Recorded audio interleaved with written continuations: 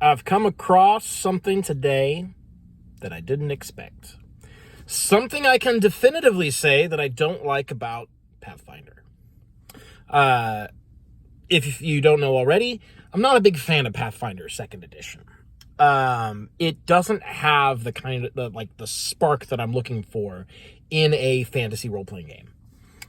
I think, but like that's really hard to like articulate specific reasons for it. It just doesn't feel good to play to me. But today, I'm going to talk about something that I specifically don't like, which is exciting for me because it's frustrating to have a game that's like I'm very neutral about. Like I can't love it, I also can't hate it. Now here's something I can definitively say I have an opinion on. Monster math. I discovered recently that Pathfinder does not have like elite monsters or solo monsters. To make a monster into a solo fight, you merely increase its level. What does this mean? It means its attack bonuses go up, its defenses go up, its damage goes up, its hit points go up slightly. But for the big things is that the accuracy numbers, those which you are familiar with from 5th edition's touted bounded accuracy, that are not bounded in any way, the accuracy numbers, attack bonuses and defenses scale up pretty hard. It's at least a +1 to each of them per level. What this means is that a monster that is sufficiently higher level than the party such that it poses a threat as a solo boss, it's going to be like, 4, 5, 6 levels above. I probably should have asked the GM that I was talking to exactly how the numbers on that work. But anyways, however higher than the party it needs to be, that means that you're missing your attacks that much more often, and it's going to be hitting you that much more frequently and critting you that much more frequently because of how Pathfinder crits work. That gets really frustrating. Honestly, when 4th edition was coming out, they were sort of like figuring out the math, like what feels good for a hit chance, and they found that about 2/3 feels good as like your standard baseline. So that's, hitting on 7-ish. But in a boss fight that I recently partook in, our party was hitting on like 12, 13, 14. Some of our abilities were actually missing on natural rolls of 15. And that was bizarre to me. Like, this is like, even if we win, and we did win, so like it's not a matter of it being too hard. I don't think that the math is busted in that it doesn't work. I'm saying that it is dissatisfying to play a fight where I have maybe a 1 in 3 chance of any of my actions taking effect. That feels bad.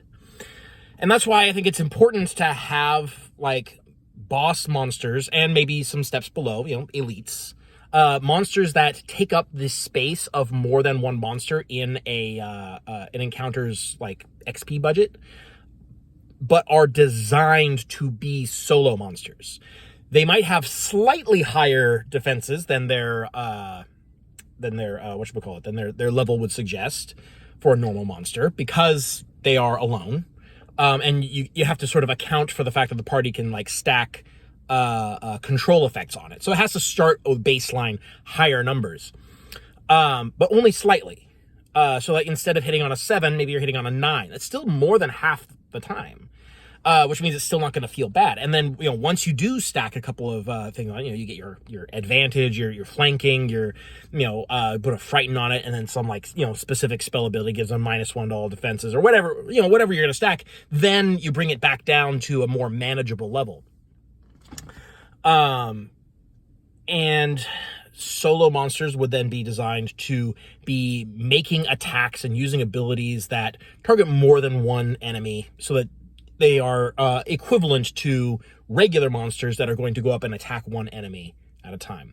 The solo monsters would attack more than one. So dragons are great examples of solo monsters because they do their breath weapon. They'll do like, draconic fear, that kind of thing, maybe like the claw bite and then like an off-turn reaction tail whip, that kind of stuff, making lots of attacks, being able to put out lots of damage to multiple targets while having enough hit points to survive for about as long as 4 enemies of the same level would. It's a good mechanic that I think Pathfinder really has missed the ball on incorporating, because it seems to really like having those solo monster encounters, but doesn't have a good system for incorporating that in.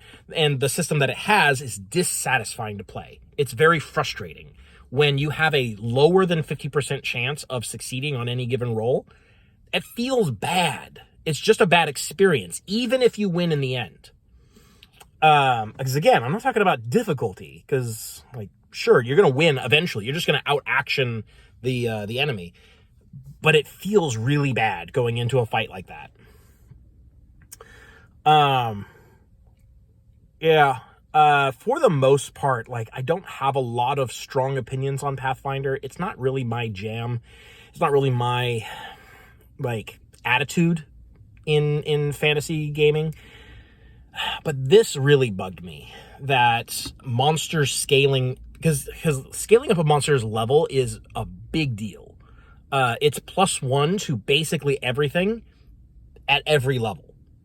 Or actually it's +1 to, at least +1 to everything. Sometimes it goes up even harder. Pathfinder doesn't have as much wiggle room in regards to what level of monster is appropriate for a party as 4th edition does, because the numbers scale much faster in Pathfinder, which has its own benefits in general, but in this case it's a drawback.